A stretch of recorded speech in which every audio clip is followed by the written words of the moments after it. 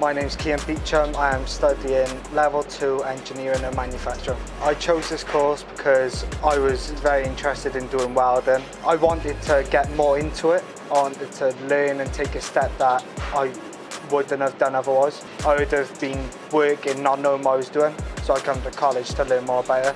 The facilities here are amazing. We have the MIG sets, the stick sets and the TIG. We get the gas, and when it comes to metal, all of it's provided. It's more than what we can ask for. I hope to eventually become the best I can be at welding, and I want to do MIG welding. So I want to go abroad, hopefully to the oil rigs, and then do some welding out there. But college will help me because it gives you all different types of opportunities, and it teaches you all different types of welding.